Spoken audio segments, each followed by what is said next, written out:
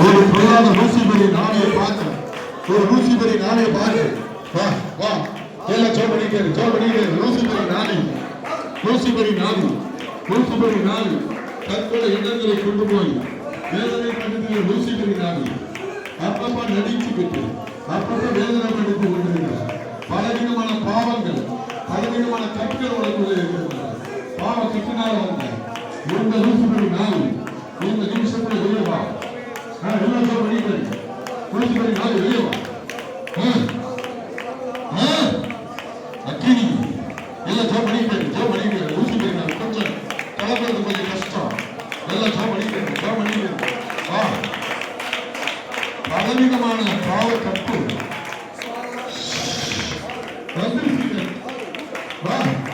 உடம்பு அப்பப்ப சாப்பிடுகிறாரு.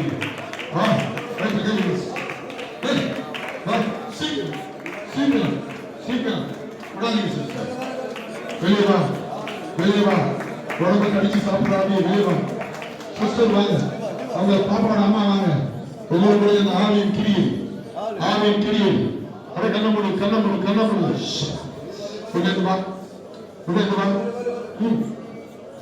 நீ பதுங்கி அங்கேருந்து வந்த, இங்க வந்து ஓடுங்க, திரும்பி வந்து உங்களதான் இருக்குது தானி. சீக்கிரத்துல வா.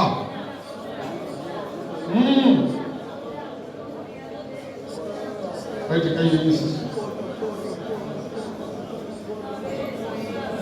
ஆடி வா. போயிட்டு வெளியே.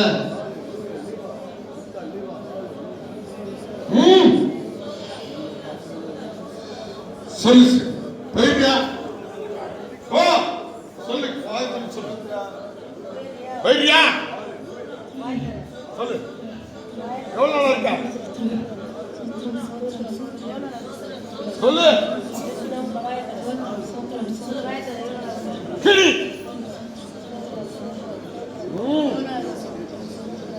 உடம்பெல்லாம் முடிச்சு சொல்லு எவ்வளவு நாளா இருக்கா?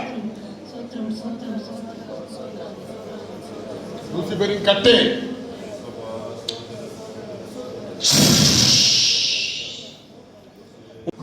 பாப்பா இன்னும் ஓடுங்க. எல்லாம் கையை உயர்த்துங்க.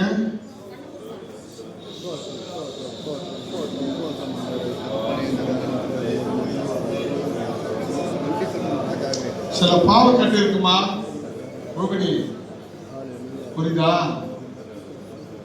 சில பாவக்கட்டு இருக்குது உங்ககிட்ட. அதை அறிக்கை செய்து நீ வெளில வந்தாதான் அந்த ஆவிகள் ஓடும். புரியுதா? அதுல இருந்து நீ வெளியில வரலன்னா அவங்க செஞ்ச சில மனுஷனுக்கு வாலிபர்கள் செஞ்ச அந்த சூனியமும் சேர்ந்து உங்க கூட வயிற்றுக்குள்ள இருக்குது. புரியுதா? ஆனா அது கொஞ்சம் கொஞ்சம் வெளியில வருது. இன்றைக்கு யூரின் மூலமா உனக்கு வெளியே வரும், வாந்தி மூலமா வரும். ஆனா நீ அறிக்கை செய்யணும்.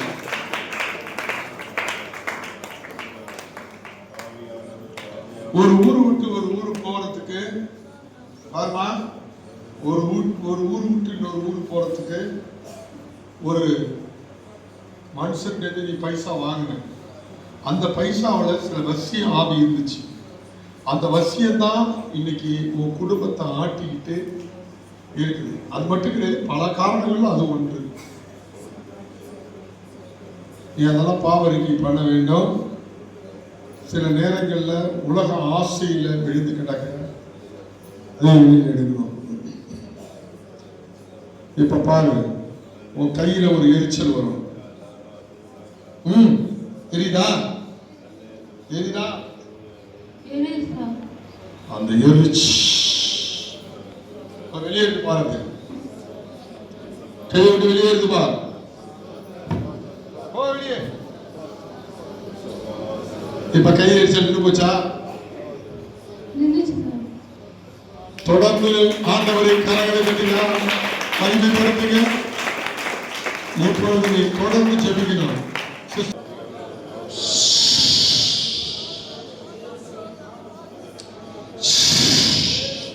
அக்கினி, ஒரு விதமான அக்கினி இறங்குது, ஒரு விதமான அக்கினி இறங்குது. விடாம நான் சோதனை பண்ணிட்டேன். பிசா பிசாசுகளுடைய தலைவனை அதை பிடிச்சு வச்சு இந்த நிமிஷத்துல முதுகுலேருந்து வெளியே வா, முதுகுலேருந்து வெளியே வா, முதுகுலேருந்து வெளியே வா, தலையிலேருந்து வெளியே வந்துரு, வயிற்றுலேருந்து வெளியே வா. மாறுமா? மனவேதனையோட அழுதுட்டு வந்தேன். ஒரு குடும்பத்தில் இருக்க பிரச்சனையை மாற்றுவேன் ஆண்டவர் சொல்றாரு. என் மனதிலத்தோட போ, கர்த்தர் உனக்கு அற்புதங்களை செய்வார். மனிதர்கள் உன்னை பார்த்து ஒரு சூழ்ச்சியா பேசுறாங்க, அவங்க மத்தியில உன்னை கர்த்தர் உயர்த்துவார். பண்ணிட்டு சொல்றாங்க, ஆனா இல்ல, அவர்கள் தான் உனக்கு செய்து விட்டார்கள். நான் அந்த குடும்பத்துல எல்லாத்தையும் ஒண்டிக்கையா சுமந்துட்டு இருக்கிறேன். என்னோட யாரும் சுமப்பாங்கன்னு சொல்லி வேதனைப்பட்டு எனக்கு ஆறுதல் சொல்ல கூட யாருமே இல்லைன்னு சொல்லி இந்த இடத்துல வந்து வேதனை பண்ணிட்டு கர்த்தர் சொல்லுகிறார், உன் வேதனையை மாற்றுவார். காலத்தை வழியை மாற்றுவார்.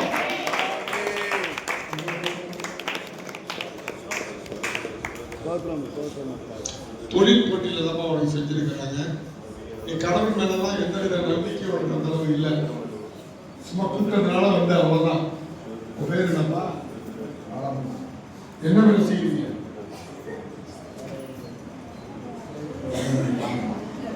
கர்த்தர் உனக்கு ஒரு விடுதலை கொடுப்பார்.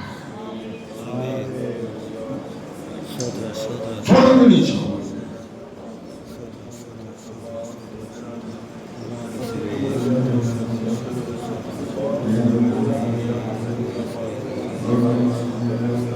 எல்லாம் கையை வைத்து சோத்திரவனே இருக்காம ஆண்டவரே விடுதலை கொடுக்கும். இவர்களுடைய பாவங்கள் பரியாச கட்டிகள் எடுத்து போடுங்க. விரோதமான எல்லா பிரச்சனைகளையும் மாற்றி இவருக்குள்ளே ஒரு கிருபையை ஊற்றுகின்றவரே. இவருக்குள்ள இருக்கிறதுமா ஒரு அறமானி தான். அதெல்லாம் ஏறி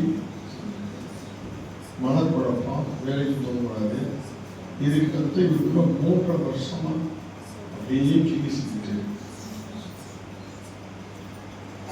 ஏதோ ஒரு நாள் வந்துட்டு நீ போறதுனால இவருக்கு விடுதலை வராது. ஏன்னா அந்த அளவு இவருடைய ரத்தத்திலே கலந்துருக்கு. உன்கிட்ட நெருங்கினால அவருக்கு நெருப்படிக்கிறவன். உண்மையா? உண்மைதான் சார். உன்னால எந்த விதமான பாலுறவு கொள்ள முடியாத ஒரு நிலை, புரியுதா? அது சப்பி எல்லாத்தையும் சாப்பிடுது. உனக்கு தெரியாமலே அது புரிஞ்சு எல்லாத்தையும் சாப்பிடுது. காதல் அடிக்கடி இது பேசிட்டு இருக்குது. உன்னை தானாவே பேச வைக்கிறது. ஆமி இது சாதாரண ஆகிற நான் ஓடி வந்துட்டேன். நீ ஏசு விசுவாசியா? என்ன படிச்சிருக்கீங்க? படிக்கிற போதே உனக்கு ஒரு செயல புடிச்சிட்டு போய் வைக்கிற மாதிரி ஒரு பிரச்சனை ஒன்று வந்துச்சா? யோசிச்சு பாருங்க. வந்துச்சு. அந்த காலகட்டங்கள் தான் உன்னை லைட்டா டச் பண்ணிச்சு. புரியுதா? அன்னைக்கு ஆரம்பிச்சது. அப்பயே நீ ஏசு தேடிட்டீங்க, அந்த பிரச்சனை உனக்கு தீர்மானிக்கும். அதுல ஸ்டார்ட் ஆனது கொஞ்சம் கொஞ்சமா கையை பிடிச்சிச்சு, காலை பிடிச்சிச்சு, அப்படியே உடம்பு வலிக்குதுன்னு தான் சொன்னேன். அப்படியே படித்து கொஞ்சம் நேரம் அந்த தூக்க ஆரம்பிச்சேன். அப்படியே புறப்பட ஆரம்பிச்சேன். உண்மைதானமா? நீயும் சேர்ந்து 2 பேரும் சேர்ந்து ஜெபிக்கணும். ஏன்னா உங்களுக்குன்னு பிள்ளைங்க இருக்கிறாங்க. ஏதோ வந்தோம் போனோம் அப்படின்னு இல்லாம மந்திரவாதிகள் நம்பாதீங்க. அவன் சொல்றது அத்தனையும் போய் இவன் செஞ்சான் அவன் செஞ்சான் எல்லாம் போய். இது இவருக்குள்ள செய்திருக்கிறது ஒரு தன்னிச்சையா கூர்ந்து 2வது வேற ஒரு காரணத்துக்காக செய்யப்பட்டிருக்கிற ஒரு ஆயுதம். புரியுதா? அது இயேசுவால் மட்டுமே அடைய முடியும். அதை பண்ண முடியும். நீ இவரை விட்டு வெளியே வந்து கண்டுபிடி திறக்காத என்று உங்களுக்கு நாங்கள் சபையாக சேர்ந்து உங்களுக்கு சொல்லுகிறேன். ஓடி போயிருக்கியா? இவரை விட்டு போயிருக்கியா? அரவாணியின் ஆகியே மெயின்ட விட்டு ஓடி இருக்கியா? இந்த உடம்புக்குள்ள இங்க கிரியை செய்ய ஓடி இருக்கியா?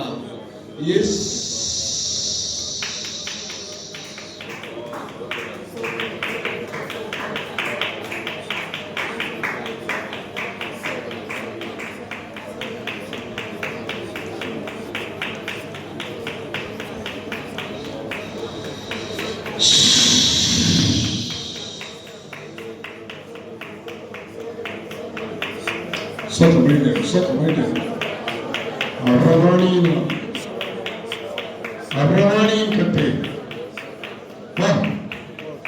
வா மீண்டும் இல்ல சோதனை பண்ணிட்டு ஓடாது எதிர்க்கிறார். எஸ்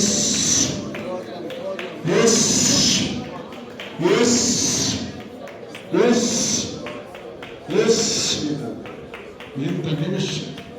இந்த நிமிஷம் ஆலையே சோதனை பண்ணிட்டு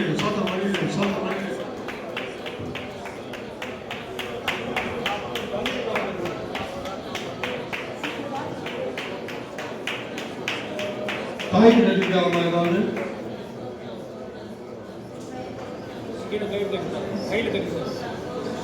தண்ணி கொடுங்க கூட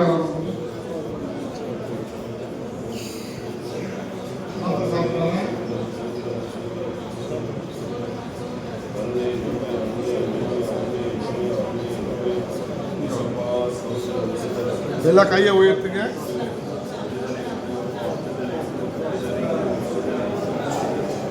அப்படியே இயேசு அப்படி கூப்பிடுங்க. வேற எதுவும் நினைக்காத. உன் பேர் என்ன? இப்ப இயேசு ஒரு நடுக்கம் வருதா?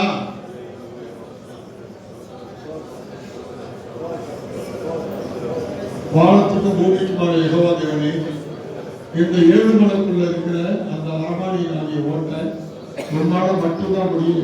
முடியாது. இயேசு கிறிஸ்து நாமத்தினாலே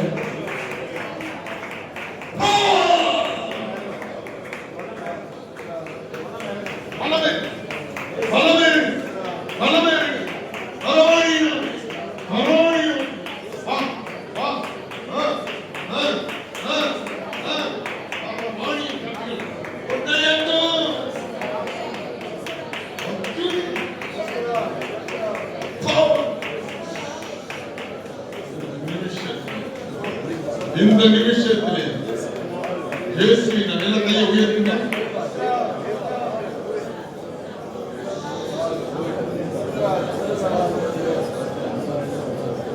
விடாதீங்க எல்லாம் சோதனை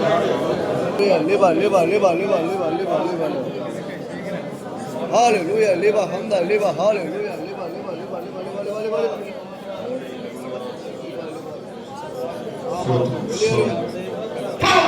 இயேசு நாமத்தில் வெளியேறு.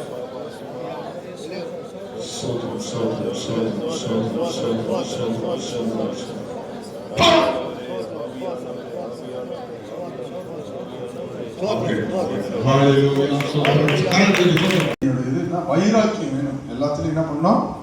ஒரு வைராக்கியம் வேணும்.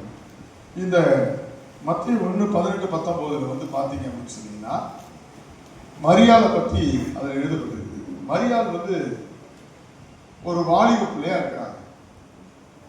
அந்த வாலிப பிள்ளைகிட்ட போய் ஒரு தேவ தூதன் சொல்றான், நீ கர்ப்பவதியாவ அப்படின்னு சொல்லும்போது அவருடைய நிலை என்னமா மாறி இருக்கும் அப்படின்னு சொன்னா ரொம்ப வேதனையா மாறி இருக்கும் இல்லையா? ஒரு கன்னி போய் கர்ப்பவதி ஆகிறது எல்லாருக்கும் அவமானம். டாக்டர் சொன்ன டாக்டர் என்ன பண்ணுவாரு, ஏமா என்னமா தப்பு பண்ண அப்படின்னு. இது வந்து வருங்கால புருஷனுக்கு தெரிஞ்சு போகுது. எப்படி தெரிஞ்சு போகுதுன்னு வேதத்துல எழுதல. புருஷனுக்கு தெரியும் போது அவர் என்ன பண்றாருன்னா, அந்த பொண்டாட்டியை வேணாம்னு முடிவு எடுக்கிறார். இது மாதிரி கண்ணியா இருந்து கர்ப்பவதி ஆகிட்டாங்க, ஏதோ ஒரு தப்பு பண்ணிட்டா அப்படின்னு சொல்லி. அப்ப எல்லாருமே மரியாதை வெறுக்கக்கூடிய ஒரு சூழ்நிலை. இப்ப இந்த மரியாதை என்ன பண்ணிருப்பாரு நீங்க நினைக்கிறீங்க? நம்மள பேர் ஒரு சாதாரண ஆளா இருந்தா, ஐயோ நான் கண்ணியா இருக்கேன், நானு கர்ப்பவதியா ஆக மாட்டேன்னு சொல்லி மறுதளிச்சிருக்கணும். இல்லைன்னா ஆண்டவருக்கு என்ன பண்ண, இந்த செயலை நான் செய்ய மாட்டேன்னு சொல்லியிருக்கலாம். ஆனா வைராக்கியமா என்ன பண்றாங்க, அந்த மரியாள் அந்த பாவத்தை ஏத்துக்கிறாங்க, அந்த அவமானத்தை ஏத்துக்கிறாங்க, அந்த துன்பத்தை ஏத்துக்கிறாங்க. இதுக்கு பேர் தாங்க வைராக்கியம். இதுக்கு பேர் தான் என்னன்னு, இப்ப கடவுளுடைய காரியத்துல எல்லாமே நல்லது நடக்குது அப்படின்னு சொல்ல முடியாது. சில நேரம் நல்லது நடக்கும், சில நேரம் கெட்டது நடக்கும். ஏன் என்னெல்லாம் நம்மளால கேட்க முடியாது. இப்ப இயேசு கிறிஸ்துவ மரியாதை சுமந்து இருக்கிறதுனால இயேசுதான் அப்படின்னு மரியாதைக்கு தெரியாது. ரெண்டாவது, இந்த மரியாதை இயேசு இந்த மரியாதை சுமந்ததுனால அந்த சமுதாயத்துல அந்த நேரத்துல வந்து எல்லாருக்கும் இயேசு கிறிஸ்து சொல்லுவாரா, நான் தான் கர்ப்பவதி ஆக்கியிருக்கேன்னு எல்லாருக்கும் சொல்லுவாரா? சொல்லவும் மாட்டாரு. அப்ப நீங்க நல்லா தெரிஞ்சுக்கீங்க, இந்த மரியாள் அவமானத்தை சுமக்க தயாரா இருந்தார். இதுக்கு பேருங்க வைராக்கியம் பேரு. உங்களுக்கு எனக்கும் கிறிஸ்தவ வாழ்க்கையில் என்ன தேவை? வைராக்கியம் தேவை. இந்த வைராக்கியம் இல்லைன்னா நீங்க கிறிஸ்தவ வாழ்க்கை வாழ முடியாது. இப்ப அவங்க பிறந்துட்டு அவங்க சாகுற வரைக்கும் இந்த அவமானத்தையும் இந்த துன்பத்தையும் என்ன பண்ணிருப்பாங்க? அவங்க சுமந்திருப்பாங்க, இந்த வேதனையை சுமந்திருப்பாங்க. அது பின்னணிதான் அவங்களுக்கு தெரியும். இப்பதான் தெரியும் இயேசு கிறிஸ்து. அப்ப அவ்வளவுதான் தெரிஞ்சிருக்கிறதுக்கு வாய்ப்பு இல்ல. சரி, இயேசு வாலிபனா இருந்தாரு, எல்லாம் மூலியெல்லாம் செஞ்சாரு. லாஸ்ட் அவர் என்ன பண்றாரு? சிலுவையில் அடிபட்டு மரிச்சு போயிட்டாரு. அப்ப உலகத்து கண்கள்லாம் அவர் மரிச்சு போனதான் நீங்க நினைச்சுட்டாங்க. ஏதோ ஒரு சிலர் தான் அவர் உயிரோட எழுந்திருச்சதை பார்த்தாங்க. அவர் பாருங்க, இன்றைக்கு நீங்களும் நானும் மரியாதை போல வைராக்கியம் உள்ளவர்களா இருக்கணும். இல்லைன்னா நம்ம கிறிஸ்தவ வாழ்க்கை வாழ முடியாது. ஒரு டாக்டர்கிட்ட போறாங்க, மரியாதை உடம்பு சரியில்லைன்னு, கர்ப்பவதியா இருக்காங்க, நீங்க எப்படி கர்ப்பமானீங்க? நான் கன்னியாக தானே கர்ப்பமாயிட்டேன்னா அந்த டாக்டர் ஒத்துப்பாரா? ஒத்துக்கொள்ள மாட்டாரு. என்னமா இந்த காலத்துல விவரம் தெரியாம இருக்கீங்க? சரி, ஒரு பாஸ்டர் போய் சொல்றாரு, நான் கன்னியா இருக்க கர்ப்பவதியா வரேன்னு. ஆனா அந்த பாஸ்டர் ஒத்துப்பாரா? உடனே போய் அந்த பாஸ்டர்கிட்ட போய் ஆண்டவர் கணவர் போய் சொல்லுவாரா, நான் தான் பரிசுத்த ஆவியினால கர்ப்பமானாங்கன்னு? இல்ல, கணவன்கிட்ட மட்டும் தான் சொன்னாரு, வேற யாருமே சொல்லவே இல்லை.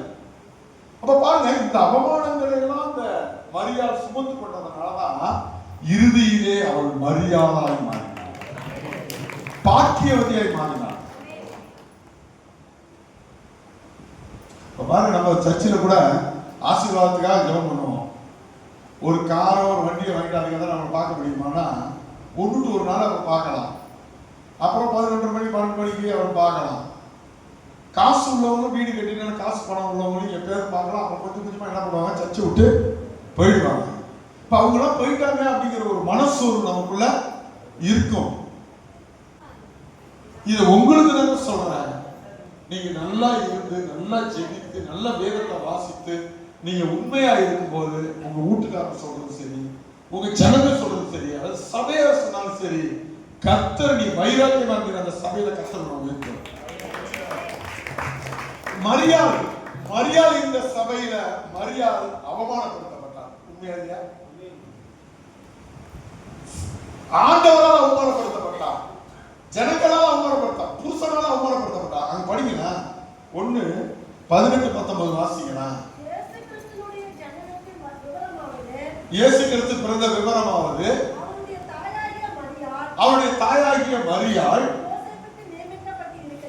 யோசேப்புக்கு நியமிக்கப்பட்டிருக்கையில் அவர்கள் கூடி வரும் முன்னே அவர் பரிசுத்த ஆவியினால கர்ப்பவதி ஆனதுனால யோசேப்பு நீதிமானா இருந்து அவமானப்படுத்த மனதில்லாமல், பாத்தீங்களா, சொந்த புருஷனே பொண்டாட்டி என்ன செய்ய அவர் மனதா இருந்தா வேணாம் போட தள்ளி விட்டான். நான் கேட்கிறேன், நீங்க சபையில ரட்சிக்கப்பட்டிருக்கீங்களா? ஞானஸ்நானம் எடுத்திருக்கீங்களா? பெரிய ஜப வீரர்களா? நீங்க பரிசுத்தவானா? கர்த்தருக்கு நல்லா கொடுக்குறீங்க. உங்களுக்கு கிடைக்கிற பரிசு அவமானம். ஆனா முடிவில உங்களை யாரும் டச் பண்ண முடியாது. உண்மை. ஹல்லேலூயா. இப்போ கணவன் அவமானப்படுத்திட்டாரு, ஜனங்க அவமானப்படுத்திட்டாரு, கடவுளும் அவமானப்படுத்திட்டாங்க. அந்த மரியாதை வாழ்க்கை அப்படியே போயிட்டாங்க. இன்னைக்கு உலகத்திலே அதிக பெண்களுக்கு ஒரு பெண்ணுக்கு சிலை இருக்குன்னா அது யாருக்கு? புரியுதா உங்களுக்கு? கடவுளே அவமானப்படுத்தினா கூட நீங்க கம்முன்னு சோமட்டு அழகா இருந்தீங்க அப்படின்னா ஓஹோன்னு போயிடுவீங்க. Praise the lord. ஹல்லேலூயா.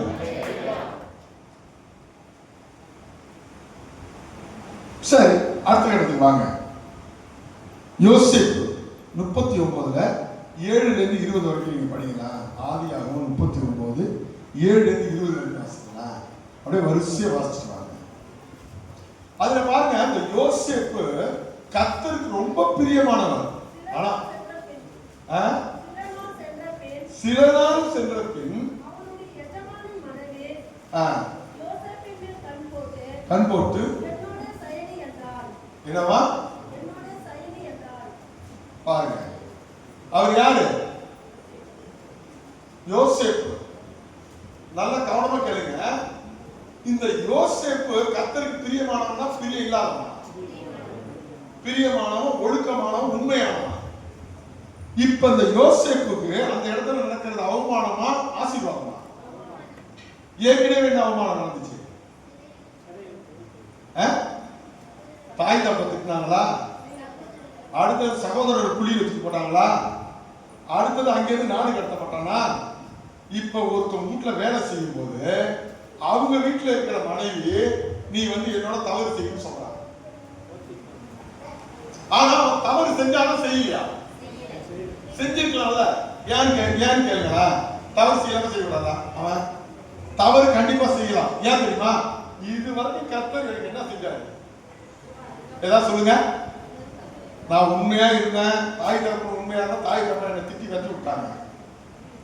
அண்ணன் தம்பிக்கு உண்மையா இருந்தேன், அண்ணன் தம்பி என்னை திட்டி தூக்கி கொண்டு குழியில போட்டுட்டாங்க.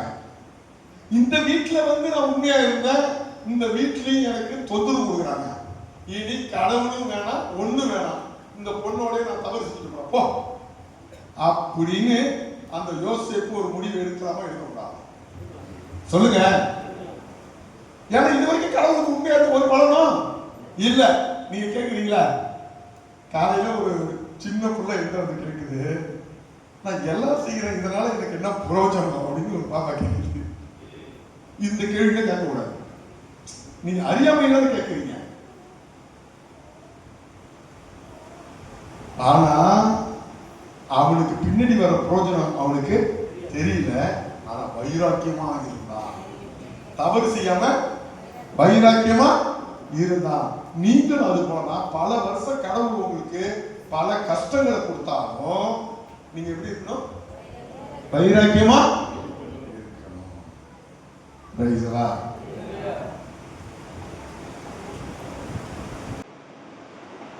இங்க பாருங்க, இந்த யோசேப்பு பிறந்ததிலிருந்து ஆண்டவர் அற்புதம் செய்யறாரு. இங்க பாருங்க, எல்லாம் பாருங்க, அற்புதம் செய்யற வரைக்கும் ஏதாவது ஒரு நன்மை ஆண்டவர் செஞ்சாரா? சொல்லுங்க. 15 வருஷம் இந்த யோசேப்புக்கு கடவுளுக்கு எந்த ஒரு நன்மையை செஞ்சாருன்னு சொல்லுங்க. ஒரு நன்மை கூட கிடையாது. இங்க பாவம் செய்யாத போதே ஜெயில வச்சுட்டு போனாங்களா? ஜெயில போய் விடுதலை ஆகிற நேரத்தில் விடுதலை ஆகாம போனோம்னா 2 பேரும் மறக்க அடிச்சாரு. இங்க அண்ணன் தம்பி குடியில் வச்சுட்டு போட்டோன்னு அங்கேயும் தண்டனை பெற்றுட்டானா? தாய் தகப்பன் கடித விடுதலை பெற்றுக்கொண்டானா? அப்ப யோசேப்புக்கு விடுதலைக்கு முன்பாக எந்த நன்மையும் பெருக. ஆனா யோசேப்பு வைராக்கியமா இருந்தார். இப்ப நீங்க வைராக்கியமா இருக்கீங்களா? ஏதாவது பாஸ்டர் சொல்லிட்டாங்க தெரிய போகுது.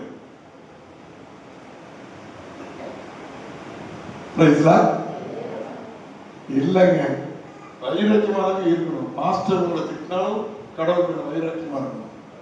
விசுவாசிகளை கேவலமா பேசினாலும் வைராக்கியமா இருக்கணும்.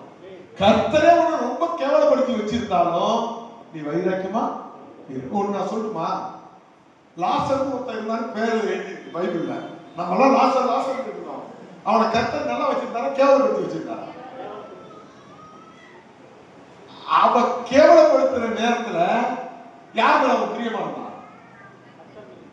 இந்த உலகத்தின் மேலையா, பதவியின் மேலையா, பணத்தின் மேலையா? அவன் யார் மேல பிரியமா இருந்தான்? கர்த்தர் மேல பிரியமா இருந்தான்ல, அதுக்கு பேர் தாங்க வைராக்கியம். இப்ப நான் வைராக்கியமே இருக்கிறேன் கைதுக்கு பார்ப்போம். உண்மையிலே நான் இனி வைராக்கியமா இருக்க போறேங்கிறவங்க ஆமென். வைராக்கியமா இருக்கணுங்க.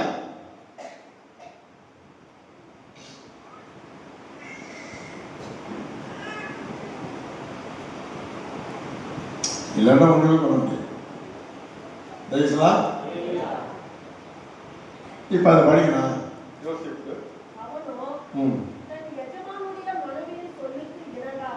சொல்லுக்கு இணங்காமல்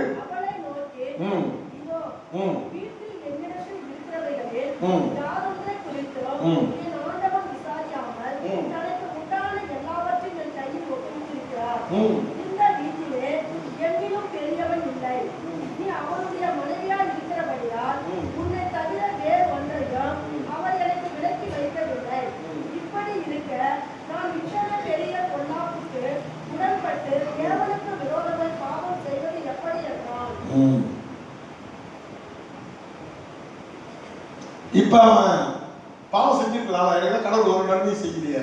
வாலிபங்க, கல்யாணம் ஆகாத வாலிபன், ஒரு அழகான பெண் வந்து என்னோட தவறு செய்து கூட்டா, அந்த நேரம் ஒரு சிற்றின்பத்துக்காக அவன் தவறு செஞ்சிருக்கலாம். ஆனா எப்படி இருந்தா, இந்த வைராக்கியம் தான் வாலிப பிள்ளைகளுக்கு இருக்கணும். இந்த வைராக்கியம் தான் வாலிபர்கள்ட்ட இருக்கணும். அதனாலதான் யோசேப்பு என்ன பண்ண ஆண்டவர் தேசத்துக்கு அதிபதியா வச்சிருந்தார். இப்ப நம்ம வந்து யோசேப்பு அதிபதியா இருந்தாரு, பெரிய அற்புதம் ஆண்டவர் செஞ்சார் மட்டும் சொல்றோம்.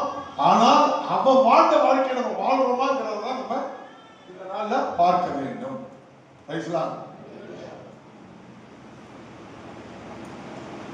புரியுதுங்களா இல்லையா நான் சொல்றது?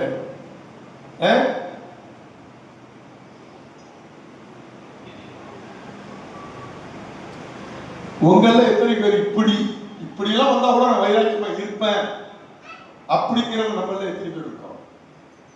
அது வாலிபர்கள் இல்ல, கொஞ்சம் பேர் தான்.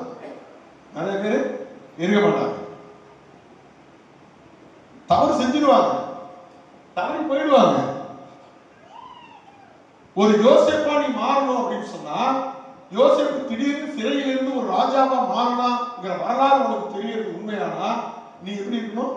இயேசுவை பின்பற்றுகிறதுல வைராக்கியமா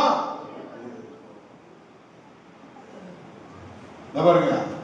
நான் உங்களுக்கு சொல்லட்டுமா, இன்னைக்கு கடவுள் என்னை உயர்த்தி வைத்திருக்கிறதுக்கு என்ன காரணம்? ஒரே சபை தாங்க. நான் போய் ஞானசபை எடுத்து சத்தியத்தை கற்றுக்கொண்டேன் தெரியுமா? அந்த சபை தான். அந்த சபையில என்ன அவமானப்படுத்துறாங்க, உங்களெல்லாம் அவமானப்படுத்துறாங்க, ஓடியே போயிருக்கீங்க. அப்படி அவமானப்படுத்துறாங்க. ஒரு நாள் கூட அந்த சபையை நான் வெளியில கேவலமா சொன்னதும் கிடையாது, அந்த சபையை பத்தி கிரிட்டிசைஸ் பண்ணதும் இல்ல. ஒரே சபை. எல்லாரும் வந்து கண்டுங்க, ஒரே சபை. அடுத்தது ஒரே பைபிள் காலேஜ், கேம்பஸ் கோர்ஸ்ல பைபிள் காலேஜ் படிச்சார். படிச்சு முடிச்ச உடனே இன்னைக்கு ஐபிசி இருக்கு பாத்தீங்களா, ஒரே ஸ்தாபனம். இப்ப நம்ம ஸ்தாபனத்தை வெளியில சேர்த்துக்கிட்டா மாசம் 20,000 நமக்கு என்ன கொடுப்பாங்க? சப்போர்ட் பண்ணுவாங்க.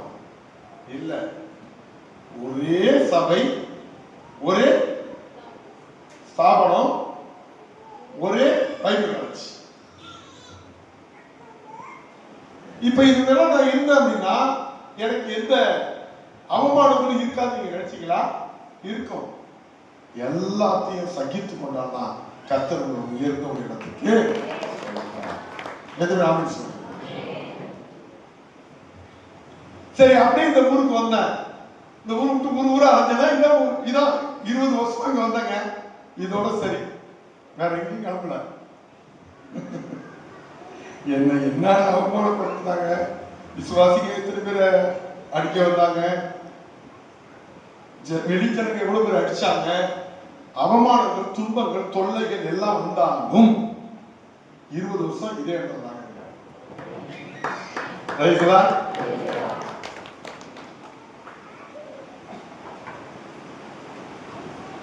இப்ப நீங்க இப்படி இருந்தாதான் ஆண்டவர்கள் என்ன பண்ணுவாரு? உயர்த்துவார். யாராருக்கெல்லாம் நான் நல்லா சொல்ற கவனமா கேளுங்க. யாராருக்கெல்லாம் வாழ்க்கையில உயர்வு வேணுமோ, அவமானப்படும் போது யார் அதை வெளிக்காட்டிக்காம இருக்கீங்களோ அவங்க மட்டும் தாங்க கர்த்தரால் பயன்படுத்தக்கூடிய பாத்திரம்.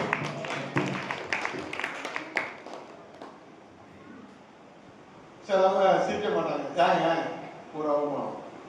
சிலவங்க மூச்சை சுழிச்சுக்கிட்டே வருவாங்க. என்ன காரணம்னா ஏதோ ஒண்ணு. ஆனா கேட்டா என்ன சொல்லுவாங்கன்னா, அப்படிலாம் எதுவும் இல்லையேங்க அப்படிம்பாங்க. எப்படி கிடையாதுங்க, எல்லாம் சிரிச்சு. இப்ப எனக்கு மட்டும் அவமானம் இல்லைன்னு நினைக்கிறீங்களா? இன்னைக்கு காலையில கூட ஒரு அவமானங்கள் தான், துன்பங்கள் தான், தொல்லதான். ஆனா சிரிச்ச முகத்தோட எங்க வந்து இருக்கிறார், புல்பீட்ல வந்து நிக்கிறார். நீங்களும் அப்படிதான் இருக்க வேண்டும். இதற்கு பேர் தான் வைராக்கியம். கர்த்தர் என்னை ஆசீர்வதிப்பார், என் கர்த்தர் என்னை உயர்த்துவார், என் கர்த்தர் என்னை மேன்மைப்படுத்துவார் என்ற ஒரு வைராக்கியம் உங்களுக்கு வரணும். இப்படி யோசேப்பு இருந்தனாலதான் அவனுக்கு உயர்வு வரதை பார்த்து அவன் சம்மதிக்காதனால அவனுக்கு எவ்வளவு பெரிய உயர்வை கர்த்தர் கொடுத்தார். அப்படி நீங்களும் வைராக்கியமா இருந்தீங்கன்னா உங்களுக்கு கர்த்தர் உயர்வை கொடுப்பார்.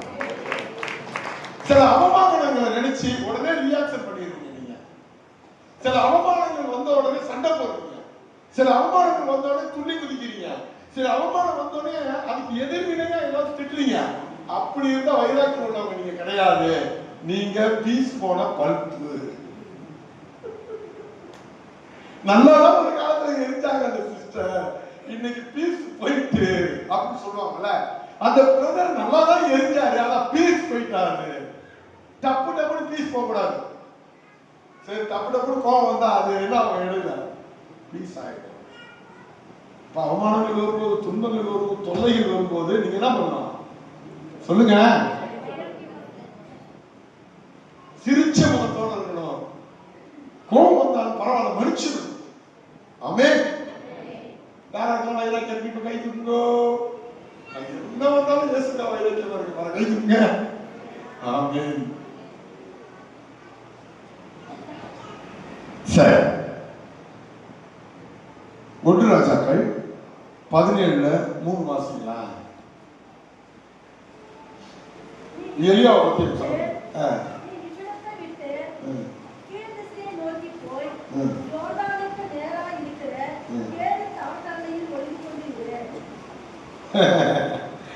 நம்மனா போவோமா?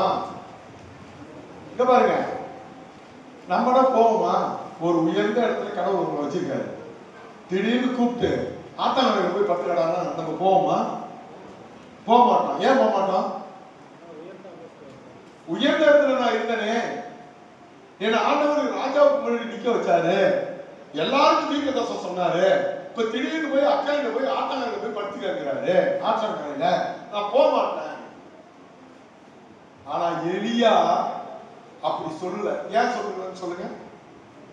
அவரு இந்த உலகத்தின் மேல, பணத்தின் மேல, புகழ் மேல இருக்கிற அன்பை விட இயேசுவின் மேல வைத்திருந்த அன்பு பெருசு. அதனாலதான் அவனுக்கு அவ்வளவு பெரிய வரம் வந்துச்சு. யாருக்காவது வரம் வேணுமா? யாருக்கு தீர்க்க தரிசனம் வரம் வேணும்? அப்ப எலியாவை போல நீங்க இயேசுவின் மேல வைராக்கியமா இருக்க. ஐயா எனக்கு அவமானப்பட்டாரு ஏசப்பா, ஐயா எனக்கு ஜனங்களுக்கு முன்னாடி என்ன இங்க வச்சிருக்காரு, இப்ப திடீர்னு ஆத்தாங்கல கொண்டு வச்சுட்டாரு, நான் பெரிய எலியா, நான் பெரிய தீர்க்கதரிசி அப்படின்னு அவன் சொன்னானா? சொல்ல. ராஜா அரண்மனையில் இருந்த போது இயேசுதான் சொன்னான். அவனை ஆத்தாங்கரையில போய் கடறான்னு சொல்லி இயேசு வைக்கிறான். இதுக்கு பேர் தான் வைராக்கியம். எத்தனை பேர் இப்படி இருந்தாலும் நான் இயேசுவை சோத்தரிப்பேன்னு சொல்லுங்க. சொல்லுங்க. Price the Lord. உயர்மலையோ சமவெளியோ இரண்டிலும் நீரே என்றும் இந்த நிலையில் ஆராதிக்கிறேன்.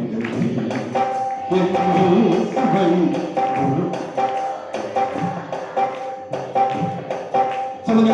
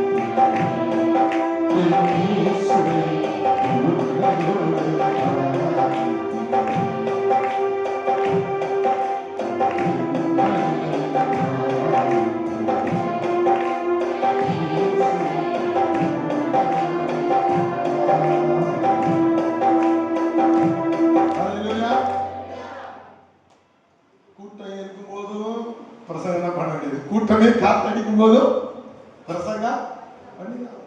கூட்டம் குறையறதுக்கு காரணம் யாரு? பாஸ்டர் விசுவாசியா? ஒண்ணுக்குள்ள ஒண்ணு பொறாம, ஒண்ணுக்குள்ள ஒண்ணு சண்டை இருக்கிறது ஒரு 1.5 மணி நேரம். அதுக்குள்ள என்னென்ன வேலை கட்டிட்டு மாட்டிக்கிறாங்க. சரி, வைராக்கியம் நம்ம இருக்கும். இன்னைக்கு ஒரு நாள் மாற்றம் வரும். சரி, கீழே படிக்க. இப்ப இவங்க யாருங்க? பெரிய பிஷப்புங்க. என்ன புரியுதா உங்களுக்கு? உங்களுக்கு புரியலையா? பெரிய பிஷப்பு. ஆண்டவர் என்ன சொல்றாரு?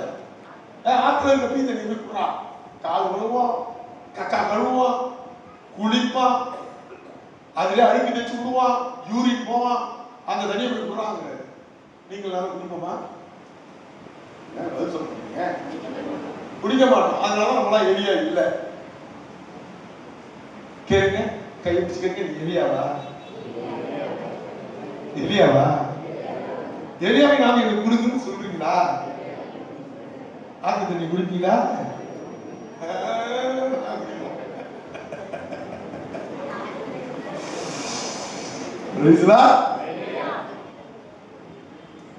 எலியாவாகணும்னு ஆசை எல்லாருக்குமே இருக்கு.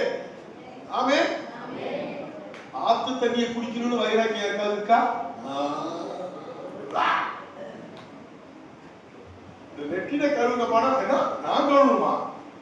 அதெல்லாம் வேற ஆள பார்த்துக்காங்க. இல்லங்க, நீ எலியா ஆகணும்னா நீ என்ன பண்ணணும்? துண்டு வெட்டியெல்லாம் விட்டுட்டு ஓடிதான் ஆகணும். யோசிப்பு ஆகணும்னா எலியா ஆகணும்னா நீ என்ன பண்ணணும்? ஆத்து தண்ணியை குடிச்சுதான் ஆகணும். முன்னாடியா பிஷப்பா இருந்தா ராஜா அரண்மனையில் போய் ஆகாப்புக்கே தீர்த்து சொன்னா ஆண்டவர் எங்க வாங்க, உங்களுக்கு புத்தி இருக்கா? நான் உண்மையா இருக்க, ஒழுக்கமா இருக்கேன், எனக்கு கீழே கீழே தள்ளுறீங்க, இனி இந்த கர்த்தர் வேண்டாம், எனக்கு மகமாய்க்கு போ, ஆயிரத்தா போ. அப்படிலாம் இருந்த எலியாவா ஆக முடியாது. ஆனா நம்ம முடிந்தலை எலியாவின் தேவனே, எலியாவின் தேவனே எனக்கு வந்தாவே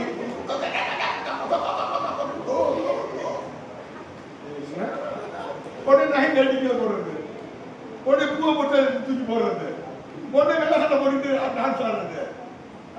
கண்டாவி கிறிஸ்தா இன்னைக்கு இந்த பெந்தகோஸ்து சபை இருக்குது, படுத்துற பாடு இருக்கு பாருங்க. உடனே வெள்ளை சட்டை. நாங்க எல்லாத்துலயும் வெள்ளை சட்டையோட தான் போவோம். நாங்க நகலாம் போட மாட்டோம், பொட்டுலாம் வைக்க மாட்டோம். ஆனா வெளியே போய் ஆத்து தண்ணி இல்லைங்க, நீ பொட்டை வைக்கிறிய, பூவை வைக்கிறிய, கழிசடை, நீ வெள்ளை சட்டை கட்டுறியோ, நீ என்னதான் பூமர் போடுறியோ எனக்கு தெரியாது. யாரும் வந்துச்சு பாரா, கோவம் வந்துச்சு அவனுக்கு. ஆனா அரண்மனையில இருக்க சொன்னா இருக்கணும், ஆத்து தண்ணி குடிக்கணும். அவன் தான் எலியா. பல வர்ண சட்டை இருந்தாலும் போட்டுக்கணும். இருக்கிற அன்றாயை உருவிட்டு போனாலும் இயேசுதான் தெய்வம்னு சொல்லுவாங்க. அவன் தான் யோசேப்பு. நல்லா நகலாம் போட்டுக்கிட்டு நான் தான் கர்த்தருக்கு பிரியமானவன்னு வாலிப பிள்ளைய வந்தாலும் எந்த அறிவிப்பும் இல்லாம உன்னை கர்ப்பமாக்கிட்டாருன்னா கடவுள், கர்ப்பமானாலும் பரவாயில்ல அவமானத்தை சுமந்துக்கிட்ட ஒரு வாலிப பிள்ளையா இருந்தாலும் மரியாதை நீ மாற முடியும். ஒரு வைராக்கியமா இல்லைன்னா சபையில வந்து உட்காந்துக்கிட்டு கொட்டை அடிச்சுக்கிட்டு வெளியில போய் கிராமின் கூட்டாவோட கடன் வாங்குறதுக்கு, கையெழுத்து போறதுக்கு பேனாமும் லப்பர் ஸ்டாம்பும் ரெவன்யூ ஸ்டாம்பும் வாங்க வேண்டியதுதான். வேற வழியில 2வது அம்மா எந்திரிச்சு போது பாருங்க, சொல்ல சொல்ல போடு, ஆவியெல்லாம் போது போடுது. ஹல்லேலூயா. வைராக்கியம் கிடையாது. எல்லாம் எந்த வைராக்கியம் தெரியுமா? நான் தான் மகமாயி மாரியாத்தா, நான் தான் காளியாயி, நான் தான் வீரன், நெருப்பு எறிகிற வீரன், என் நெருப்பு வீரன். ஒண்ணுமே பண்ண முடியாது. நீ வீரனாதான் இரு, நீ மகமாயாதான் இரு, மரியாதையாதான் இரு, ஏசாதான் இரு, அதை பத்தி ஒண்ணும் கிடையாது. ஆனா அரண்மனையில இருக்கிறப்ப அரண்மனையில இருக்கணும், ஆத்து தண்ணியை குடுறானா குடிக்கணும், பலவர்ண சட்டையை போட்டுக்கனா போடணும், இருக்கிற அன்றாயும் கழட்டி விட்டு புட்டக்கடையை ஓடணும் ஓடணும். கற்பம் இல்லாம வாழ வரணும். கற்பம் ஆக்கணும்னா ஆயுதான் ஆகணும். எப்போது கர்த்தர் மேல உள்ள அந்த பக்தியை நீ குறைக்காம இருக்கியோ அதுக்கு பேர் தான் வைராக்கியம், அதற்கு பேர் தான் உயர்வு. சும்மா நம்ம கையெழுத்து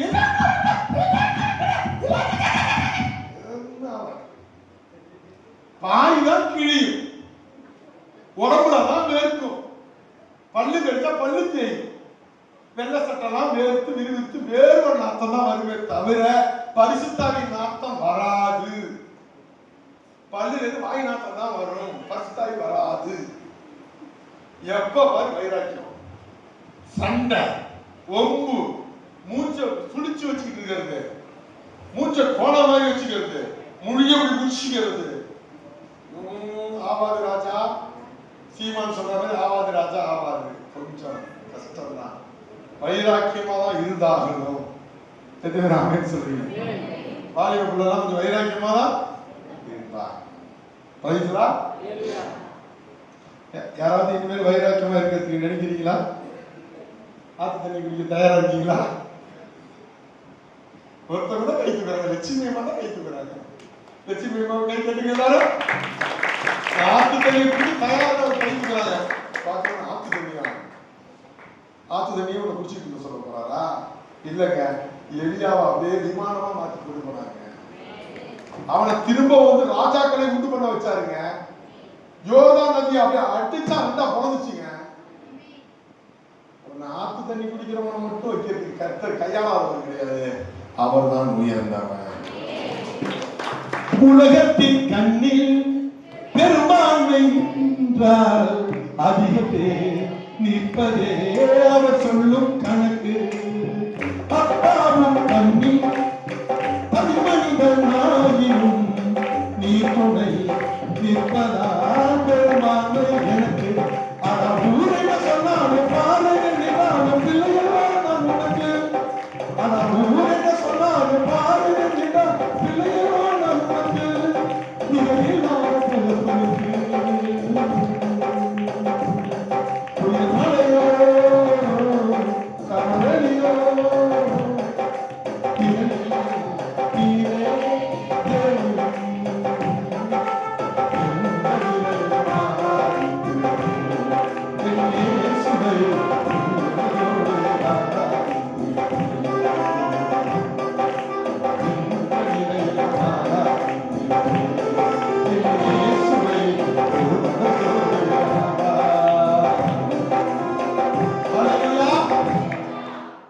எத்தனை பேருக்கு புரியுது போல இருக்கு? புரிய மாட்டேன் சொல்லுங்க. புரியுதா? அப்படி நினைச்சுன்னா அப்படி நினைச்ச போவாங்க. அவர் கர்த்தர் எங்க கேப்ப, சபை வேற சபைக்கு போகணும்னு சொல்லுவான். பாஸ்டர் சரியில்லைம்ப, விசுவாசி சரியில்லைம்ப. இல்லைங்க, கர்த்தர் ஒண்ணு சிச்சித்தாருன்னா ஒழுங்கா நீ அந்த சிச்சையை ஏத்துக்க. அற்பமா நினைக்காத, போயிட்டே இருக்கு. பிரைஸ்லா. அவ்வளவு பெரிய அவமானங்களை சுமந்தவர்கள் தான் எலியாக்களாய் மாறினார்கள். அவ்வளவு பெரிய அவமானங்களை சுமந்து வைராக்கியமா இருந்தவர்கள் தான் மரியாதாய் மாறினார்கள். அவ்வளவு பெரிய அவமானத்தை சுமந்தவர்கள் தான் இயேசு கிறிஸ்துவாய் மாறினார்கள். அவ்வளவு அவமானத்தை சுமந்தவர்கள் தான் யோசேப்பாய் மாறி ராஜாவாய் மாறினார்கள். நீங்க ராஜாவை மாறணும், பூஜாவை மாறணும். அப்ப அப்படி இருக்குமே, நான் ராஜாவாகிறேன், ஆனா பூஜாவா இருக்கிற பணம் தான் எனக்கு இருக்குன்னா நீ பூஜாவாக முடியாது, பூஜாவாக முடியும், பூஜாவா தான்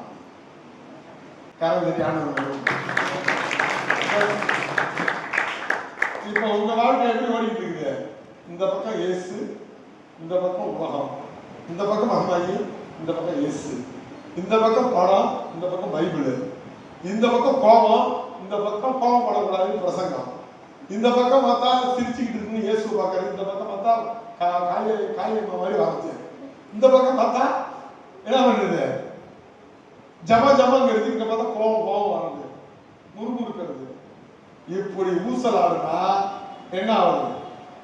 இப்படி நிக்க வேண்டிய இயேசு நாமத்தில் அதை நிக்க வைக்கணும். ஹல்லேலூயா. உங்களுக்கு எனக்கு என்ன ஊஞ்சல் ஆடுது உயிரே இல்லைங்க. நீங்க உயர்வுக்கு வரணும்னா உங்களுக்கு ஒரு வைராக்கியம் வேணும். எல்லாம் சொல்லுங்க, ஒரு உயர்வு எனக்கு வேணும்னா, ஒரு உயர்வு வேணும்னா எனக்கு ஒரு வைராக்கியம் வேணும். நான் சொல்றது பொய்யா? ஒரு வைராக்கியம் வேணும். இப்ப இயேசு கிறிஸ்து அப்படியே செத்து போயிட்டாரு. அப்படியே போயிட்டாரா? சொல்லுங்க. இன்னைக்கு எத்தனாயிரம் பாட்டை பாடுறாங்க அவங்களுக்கு. இயேசுவை போல் அழகுள்ளோர் இதுவரை கண்டதில்லை, காண்பதும் இல்லை. உம்மை போல நல்ல தெய்வம் யாரும் இல்லையே, உம்மை போல வல்ல